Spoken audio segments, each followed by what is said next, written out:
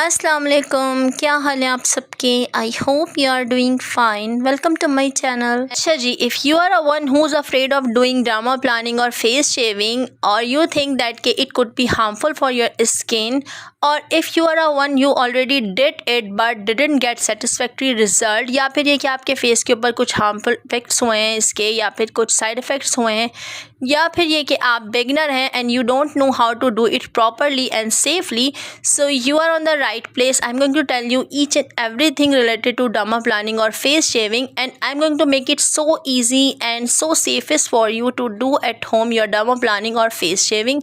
So just keep watching. अच्छा जी, तो आप लोगों की सेटिस्फेक्शन के लिए मैं आप लोगों के साथ शेयर कर देती हूँ कि I am doing derma planning और face shaving for so many years and I never had any side effect of this, and I am a pro in this. If I'm going to give you any advice related to face shaving or derma planning, it's going to be a pro one. सबसे पहले मैं beginners को थोड़ा सा explain कर देती हूँ what is face shaving और डर्मा प्लानिंग। अच्छा, डर्मा प्लानिंग के अंदर हम फेशियल रेजर्स की हेल्प से अपने फेस के ऊपर जो पीच फस होती है, जो स्मॉल वुलन हेयर्स होते हैं, उन्हें रिमूव करते हैं, और उसके साथ साथ हमारे फेस के ऊपर जो अपर लेयर होती है, अपर डेड लेयर होती है, वो भी एक्सफोलिएट हो जाती है, वो भी रिमूव हो जाती है, जिसकी वजह से एक तो हमारा फेस फेशियल हेयर फ्री हो जाता है और साथ साथ डेड स्किन फ्री भी हो जाता है, और हमारी स्किन हेल्दी हो जाती है, ग्लोई हो जाती है, और हमारी स्किन के ऊपर एक शाइन आ जाती है और हमारी स्किन बहुत ज़्यादा स्मूथ हो जाती है। Honestly speaking, face shaving derma planning works like a mini facial for me. जब भी मैं फेस शेविंग करती हूँ या मैं डर्मा प्लानिंग करती हूँ तो आफ्टर वन डे मेरे फेस के ऊपर एक बहुत हेल्दी सा ग्लो आ जाता है। मेरी स्किन बहुत ज़्यादा स्मूथ हो जाती है, फेशियल की तरह से रेडिएंट हो जाती है स्किन के ऊपर एक बहुत हेल्दी सी शाइन आ जाती है, और बिल्कुल फेशियल की तरह से हमारी स्किन ग्लोई और हेल्दी लगने लगती है। अच्छा, first of all I am going to debunk a myth about face shaving and derma planing. वो ये कि जब आप फेस शेविंग करते हैं तो आपके फेशियल हेयर्स की ग्रोथ या फिर थिकनेस बढ़ जाती है। ऐसा बिल्कुल भी नहीं है। I am doing this for so many years, और मेरे फेशियल हेयर्स की ग्रोथ और उनकी थिकनेस सेम है जैसे कि पहले थी। और इन केस अगर आपके फेशियल हेयर्स की ग्रोथ या थिकनेस बढ़ गई है तो उसका रीज़न बिल्कुल भी डर्मा प्लानिंग नहीं हो सकता। ये आपके किसी भी हार्मोनल इशू की वजह से हो सकता है, या फिर हेल्थ इश्यूज़ या स्किन केयर इश्यूज़ की वजह से हो सकता है। And I am going to tell you, if you do it for once you are going to be in love with it and there is no going back, because it is the safest method to remove your peach fuzz facial hairs, and it is the best thing to do for your face. But for doing it safely and for maximum results, skin prep and after skin care is most important and necessary. So here I'm going to tell you the best and safest method to shave your face and for derma planning, and this is how I do shave my face for so many years. अच्छा, अगर मैं facial razor's की बात करूँ तो market में बहुत ज़्यादा वैरायटी मौजूद है फेशियल रेजर्स की, लेकिन जो सबसे ज़्यादा कॉमन है वो इस तरह के टिंकल रेजर्स हैं। एक तो ये बहुत ज़्यादा बजट फ्रेंडली होते हैं, इजीली मिल जाते हैं, बहुत ज़्यादा इफेक्टिव भी होते हैं, और इनको आप रीयूज़ भी कर सकते हैं। अच्छा, इसके अलावा जो है मार्केट में और भी वैरायटी मौजूद है इस तरह की। ये रोटेटिंग भी मौजूद होते हैं, ये आपकी आईब्रोज़ के लिए बेस्ट रहते हैं क्योंकि इनको आप रोटेट कर सकते हैं। अच्छा, अगर मैं अपनी बात करूँ तो मुझे सबसे ज़्यादा ये सूटेबल लगते हैं क्योंकि ये बहुत ईजिली यूज़ किए जाते हैं और इनके रिजल्ट भी बहुत अच्छे होते हैं। अच्छा, एक और बात मैं आप लोगों के साथ शेयर कर दूँ कि मार्केट में इस तरह के फ्लैट टिंकल रेजर्स भी मौजूद हैं। I don't know if they are original और नॉट, बट इस तरह की वैरायटी भी मौजूद है जो कि बहुत हार्मफुल है आपके फेस के लिए। एक तो ये आपके फेस के ऊपर रैशेस डाल सकती है, आपके फेस के ऊपर कट डाल सकता है, और दूसरा ये कि इससे हेयर्स भी ठीक से रिमूव नहीं होते। जो ओरिजिनल वन है वो हैं जिगजैग वाले, जो कि आपके फेस के लिए सेफेस्ट रहते हैं और जो कि आपके स्किन के ऊपर बेटर वर्क करते हैं। जिस तरह कि आपको स्किन के ऊपर नज़र आ रहा होगा दोनों में डिफरेंस, कि इनके जो ब्लेड हैं इसके ऊपर जिगजैग बना हुआ है जो कि आपके हेयर्स के लिए बेटर होता है, आपके फेस के लिए बेटर होता है, और दूसरा वाला आपकी स्किन को हार्म कर सकता है। अच्छा जी, चलें अब आ जाते हैं अपनी स्किन प्रेप के ऊपर फॉर डर्मा प्लानिंग। तो उसके लिए आपको सबसे पहले अपने फेस को ठीक से क्लेंस करना होगा। ये स्टेप बहुत ज़्यादा इंपॉर्टेंट है। अगर आप ये स्टेप स्किप करते हैं तो आपकी ना तो डर्मा प्लानिंग ठीक से होगी, और दूसरा ये कि आपको इसके आफ्टर इफेक्ट्स भी हो सकते हैं और आपकी स्किन के ऊपर कोई हार्मफुल इफेक्ट्स भी हो सकते हैं। तो मेक श्योर कि आप अपने फेस को अच्छे से क्लींस करेंगे। सबसे पहले किसी भी माइसेलियर वाटर से इस तरह से कॉटन के ऊपर लेकर अपने फेस को अच्छी तरह से वाइप आउट कर लेंगे ताकि आपका फेस जो है वो डीपली क्लेंस हो जाए फॉर डर्मा प्लानिंग। अच्छा, नेक्स्ट स्टेप में हम अपने फेस को वॉश करेंगे। स्टेप भी बहुत ज़्यादा इंपॉर्टेंट है क्योंकि इस तरह से जो है आपके फेस के ऊपर जो रेजिड्यूज होंगे डर्ट के, ऑयल की या फिर मेकअप के, बहुत अच्छी तरह से रिमूव हो जाएंगे। अच्छा, जो फेस वॉश आप यूज़ करेंगे उसे माइल्ड होना चाहिए, उसे सोपी नहीं होना चाहिए, उसे बहुत ज़्यादा केमिकल बेस्ड नहीं होना चाहिए। इस तरह से फेस वॉश करने से ये होगा कि आपके फेस के ऊपर बाद में टाइनी बम्स वगैरह नहीं बनेंगे और आपकी डर्मा प्लानिंग बहुत अच्छी तरह से हो जाएगी और आपको मैक्सिमम रिजल्ट्स मिलेंगे। और skin prep is done, it's time to do dermaplaning और फेस शेविंग। तो उसके लिए आप सबसे पहले अपना रेज़र लेंगे, आप उसको डिसइंफेक्ट करेंगे। अगर आपका न्यू रेज़र है तो इसकी ज़रूरत नहीं है, और अगर आप रीयूज़ कर रहे हैं तो सबसे पहले किसी भी माइसिलियर वाटर से इसको डिसइंफेक्ट करेंगे और उसके बाद यूज़ करेंगे। बट इट इज़न्ट नेसेसरी कि आप इसको रीयूज़ करें, आप चाहें तो न्यू रेज़र भी यूज़ कर सकते हैं और एक रेज़र को फर्स्ट यूज़ के बाद थ्रो ऑफ भी कर सकते हैं। अच्छा, बहुत से लोग ड्राई स्किन के ऊपर फेस शेविंग प्रेफर करते हैं, बट मुझे वो सूटेबल नहीं लगता, क्योंकि मेरे ख्याल में जब आप ड्राई स्किन के ऊपर फेस शेविंग करते हैं तो आपकी स्किन के ऊपर रैशेस पड़ने का ज़्यादा खतरा होता है, कट्स पड़ने का ज़्यादा डर होता है, और दूसरा ये कि बाद में टाइनी बम्प्स बन जाते हैं और रेडनेस हो जाती है।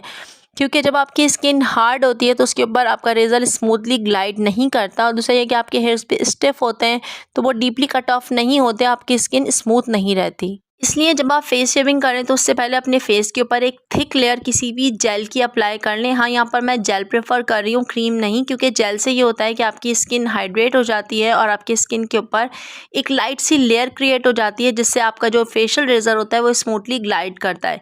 जबकि अगर आप फेस के ऊपर मॉइस्चराइज़र अप्लाई कर लेते हैं तो वो थिक होता है और वो आपके पोर्स के अंदर बैठ सकता है और आपके पोर्स को क्लॉग कर सकता है। सो इट्स बेटर कि आप कोई जेल अप्लाई करें, किसी भी तरह का कोई भी जेल आप अप्लाई कर सकते हैं, जो भी आपके पास हो, कोई भी आप प्रेफर कर सकते हैं। इस तरह से आपको अपनी स्किन को, अपने फेस को एक थिक लेयर के साथ कवर कर लेना है, किसी भी जेल के साथ। मेक श्योर कि आपके लेयर थिक होने चाहिए ताकि आपका जो रेज़र है वो स्मूथली ग्लाइड करे और वो जल्दी से आपकी स्किन के अंदर एब्जॉर्ब नहीं हो जाए। अच्छा, अब हमने अपने फेस के ऊपर थिक लेयर अप्लाई कर ली है जेल की, and our skin is totally prep for face shaving. अब आपको अपना प्रेफरेबल रेज़र लेना है और उसको 45 डिग्री एंगल पर अपनी स्किन के ऊपर रखना है। अच्छा, सिर्फ 45 डिग्री एंगल पर ही आप रखेंगे, किसी और एंगल पर नहीं, क्योंकि ये मोस्ट प्रेफरेबल एंगल है फॉर फेस शेविंग। और आपको अपने फेस के ऊपर इस रेज़र को अपने हेयर्स की सेम डायरेक्शन में मूव करना है, अपोजिट में नहीं, क्योंकि अगर आप अपोजिट डायरेक्शन में मूव करेंगे तो इससे ये होगा कि टाइनी हेयर्स रह जाएंगे, और दूसरा ये कि आपके फेस के ऊपर बम्प्स भी बन सकते हैं और ये सेफ टू यूज़ नहीं है। अच्छा, यहाँ पर मैं ये चार्ट अटैच कर रही हूँ, इसके अंदर मेंशन है कि आपको अपने फेस के ऊपर किस एरिया पर किस तरह से रेज़र को मूव करना है, लाइक अपनी नोज़ के ऊपर, अपने फोरहेड के ऊपर, अपने चीक्स के ऊपर। तो इससे आपको काफ़ी हेल्प मिल सकती है प्रॉपरली अपने रेज़र को मूव करने में, ग्लाइड करने में। अच्छा, एक और इम्पॉर्टेंट बात कि आपको अपने फेशियल रेज़र को अपने फेस के ऊपर छोटे छोटे स्ट्रोक्स के अंदर मूव करना है, बड़ी स्ट्रोक्स में नहीं मूव करना है, क्योंकि अगर आप बड़े स्ट्रोक्स में मूव करेंगे तो उससे रैशेस भी पड़ सकते हैं, और दूसरा ये कि आपकी पीच फस जो है वो प्रॉपरली रिमूव नहीं होगी। अच्छा, जब आप फेस शेविंग कर रहे होंगे तो आपको इस तरह से कोई माइक्रोफाइबर क्लॉथ, कोई टिश्यू या फिर वाइप रखना है अपने साथ, ताकि आप अपनी स्किन को साथ के साथ वाइप आउट करते रहें, क्योंकि जब आप फेस शेविंग कर रहे होंगे तो आपके हेयर्स और जेल एक जगह पे कलेक्ट होता रहेगा इस तरह से, और जब वो एक जगह पे कलेक्ट हो जाएगा तो उस जगह पर ठीक से रेज़र मूव नहीं करेगा और ठीक से आपके हेयर्स भी क्लीन नहीं होंगे।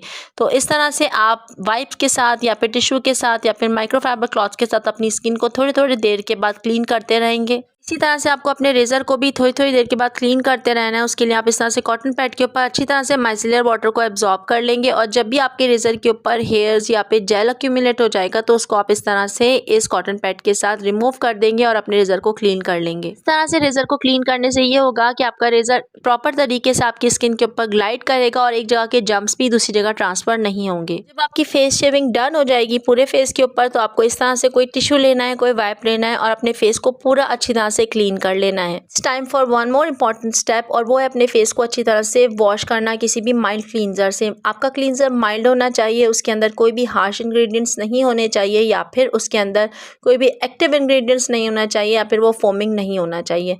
आप माइल्ड जेंटल क्लींजर से अपने फेस को वॉश करेंगे, और इस तरह से वॉश करने का रीज़न ये है कि आपने जो अपने फेस के ऊपर डर्मा प्लानिंग की है उससे आपके फेस के ऊपर डेड स्किन भी है और आपके फेस के ऊपर फेशियल हेयर्स भी हैं। ऑल्दो कि आपने उनको वाइप आउट कर दिया है, लेकिन फिर भी आपके फेस के ऊपर डेड स्किन और फेशियल हेयर्स हैं जिनको आपको प्रॉपरली क्लीन करना है। उसके लिए आप अपने फेस को वॉश करेंगे। Now it's time for the last step. आपने डर्मा प्लानिंग कर ली है, आपके फेस के ऊपर से डेड स्किन और फेशियल हेयर्स रिमूव हो गए हैं, और इस वक्त आपकी स्किन ड्राई भी होगी, आपकी स्किन इस वक्त सेंसिटिव भी होगी, क्योंकि डर्मा प्लानिंग से आपकी स्किन एक्सफोलिएट होती है। इसलिए आपकी स्किन को सेंसिटिव केयर की ज़रूरत है, इंटेंसिव केयर की ज़रूरत है। और इसके लिए आपको थिक और क्रीमी मॉइस्चराइज़र चाहिए होगा। आप कोई जेल बेस्ड मॉइस्चराइज़र यूज़ नहीं करेंगे इस वक्त, आपको थिक और क्रीमी मॉइस्चराइज़र यूज़ करना होगा अपने फेस के ऊपर ताकि आपकी स्किन हील हो सके। अगर आपके मॉइस्चराइज़र के अंदर हाइलुरोनिक एसिड है, सेरामाइड्स हैं, तो it's the bestest thing for your skin. I forgot to mention कि डर्मा प्लानिंग करने के लिए बेस्ट टाइमिंग पीएम रूटीन है, क्योंकि अगर आप एएम रूटीन के अंदर डर्मा प्लानिंग करते हैं तो आपकी स्किन सेंसिटिव हो जाती है और आपकी स्किन प्रोन टू हीट हो जाती है।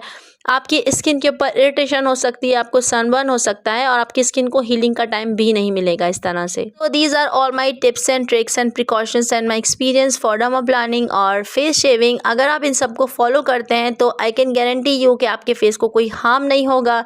आप टोटली परफेक्टली अपने फेस को शेव कर सकते हैं, किसी भी किस्म के कोई साइड इफ़ेक्ट्स नहीं होंगे और आपकी स्किन ग्लोई और आपकी स्किन ब्राइटन अप हो जाएगी और इसके साथ साथ आपकी स्किन स्मूथ भी हो जाएगी, हेयर फ्री हो जाएगी और आपको एक मिनी फेशियल वाला लुक भी मिल सकता है। So this is it for now. I hope it might help you. Thank you so much for watching. Next video में फिर मिलते हैं, तब तक के लिए अल्लाह हाफिज़।